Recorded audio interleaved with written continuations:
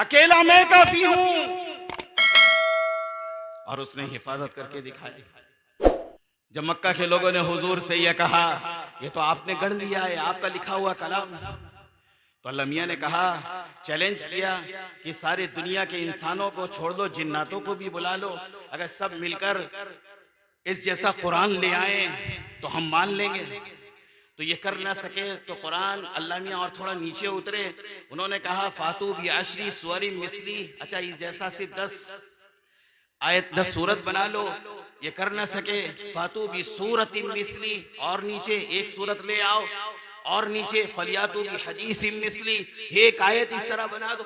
मक्कातुल मुकर्रमा में बहुत बड़ा शायर पहाड़ के खो में रहता था, और हर शायर उसके पास जाकर अपने कलाम के लोको पलक को ठीक करता था। जब ये आयत करीमा नाजिल हुई है, इन्ना अअतैनाकल कौसर फसल्लि लिरब्बिका वनहर इन्ना शानियका हुवल अब्तर, क्या कलाम है। तो एक बंदा लेकर जाता है और पहाड़ के गो के दरवाजे पर खड़ा हो जाता है और से ये कहता है, मैं कलाम लाया हूं, उसको जरा ठीक कर दो। वो पढ़ता है, उसने कहा, पढ़ो, क्या पढ़ते हो, क्या कलाम लेकर आए हो। वो कहता है, इन्ना अअतैनाकल कौसर फसल्लि लिरब्बिका वनहर इन्ना शानियका हुवल अब्तर। अंदर से वो बड़ा शायर जवाब देता है, मा हादा कौलुल बशर, ये किसी इंसान का कलाम नहीं।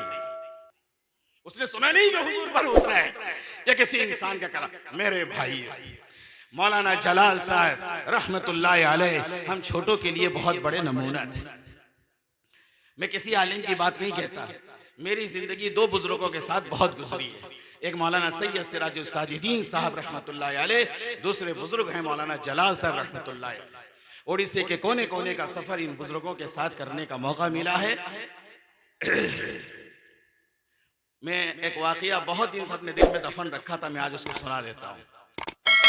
जब मौलाना बहुत बीमार थे,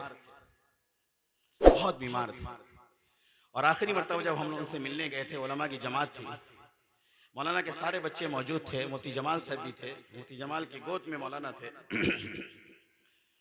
तो बहुत सारे लोग देखने के लिए आए थे, हम भी देखने के लिए गए। हमारे उड़ीसा के एक आलिम भी गए थे, जाती तौर पर मैं उन्हें जानता हूँ, बहुत नेक, मुत्तकी, अल्लाह वाले, तहज्जुद गुजार, गुनाहों से बचने वाले। मैं कदर की निगाह से इसलिए उनको देखता हूँ, बहुत नेक आलिम। जब मौलाना को देखकर हम बाहर निकले तो मुझे किनारे ले गए। उन्होंने मुझे नीचे कहा कि मौलाना के बारे में तुम्हारी क्या राय है। मैंने कहा कि मौलाना हमारे बड़े हैं और ये बंदा दिल का धनी है, दिल का धनी। तो उन्होंने फौरन ये कहा कि आज मैंने जनाब मोहम्मद रसूलुल्लाह सल्लल्लाहु अलैहि वसल्लम को ख्वाब में देखा है। हुजूर ने कहा, जाओ जलाल को मेरा सलाम पेश कर देना। तो उन्होंने कहा, यही वो खूबी है जिसकी वजह, मैंने उनसे ये जुमला कहा कि मौलाना दिल के बहुत धनी हैं।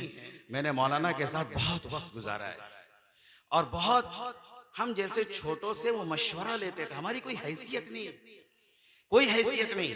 मौलाना के 4 बेटे और चारों के अंदर खूबियां हैं। जब ये सारी खूबियां मिलेंगी तो मौलाना जलाल बनेंगे। अगर ये चाहते हैं कि मौलाना जलाल बने तो इन सबको मिलजुल कर रहना पड़ेगा, वरना मौलाना जलाल कभी नहीं बन सकते।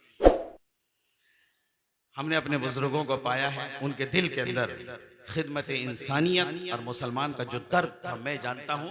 आज उलमा की मजलिस में इस रात में आपसे ये कहता हूँ, बहुत कम उलमा में ये जज्बा होता है, बहुत कम उलमा में। उन्होंने ऐसे ऐसे लोगों के सामने हाथ पताए हैं, खुदा की कसम मौलाना जलाल को खाने के लिए कुछ कमी नहीं थी। मौलाना जलाल को पालने वाले बहुत सारे लोग थे और अल्लाह ने उनको ताकत दी थी, वो अपनी जिंदगी गुजार सकते थे। उनके बेटों को अल्लाह ने कामयाब कर दिया था, जो सऊदी अरबिया के अंदर भी रहते थे और शहर कदर में बड़ा काम करते थे, बड़ी तिजारत करते थे। वो अपने बाप को पाल सकते थे, न घर की परवाह की, न बेटों के ऐशो इज्जत की परवाह की।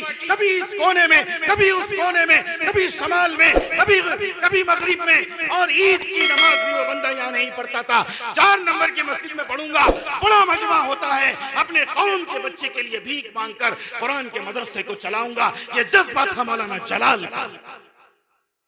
कौन आज ईद अपने घर में करना नहीं चाहता, किसके जज्बे नहीं हैं?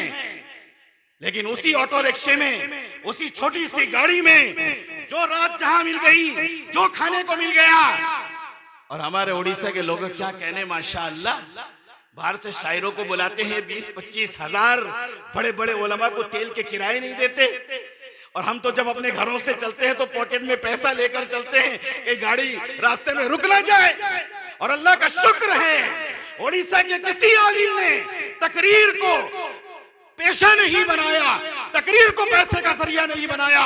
लेकिन खुदा की कसम खाकर कहता हूं, ऐसे ऐसे हीरे जवाहिरात उड़ीसा की सरजमीन के अंदर हैं। ऐसे उलमा हैं जो नेशनल इंटरनेशनल लेवल के टॉप क्लास मुकर्रिर हैं, टॉप क्लास मुकर्रिर हैं। लेकिन कभी हमने पैसों को अहमियत नहीं दी। हमने गरीब मुसलमानों को देखा। ऐ मुसलमानों, कमियत को ना देखो और तादाद को ना देखो। अल्लाह कुरान में हौसला देता है, कम मिन फियतिन कलीलतिन गलबत फियतन कसीरतन बिइज़्निल्लाह। छोटी छोटी जमातें बड़ी बड़ी जमातों पर गालिब आ जाया करती हैं। हमारे अखलाक उम्दा हो, हमारा किरदार अच्छा हो, हमारा रहन सहन अच्छा हो, हम मुसलमानों के लिए नहीं, इस देश के और इस स्टेट के एक एक हिंदू भाई के लिए खैर का जरिया बन जाएं। उनके लिए हम ऐसे बन जाएं, वो ये कहने पर मजबूर हो जाए, जब एक्साइज सिविल कोड पूरे मुल्क में नाफिज किया जा रहा है, जब यहाँ एक्साइज सिविल कोड आए तो हमें हुकूमत के पास जाने की जरूरत ना पड़े। हमारा किरदार बोले, हमारा अमल बोले, हमारे अखलाक बोले, यहाँ के हिंदू भाई बोले, नहीं, एक्साइज सिविल कोड यहाँ के मुसलमानों पे नाफिज नहीं होना चाहिए।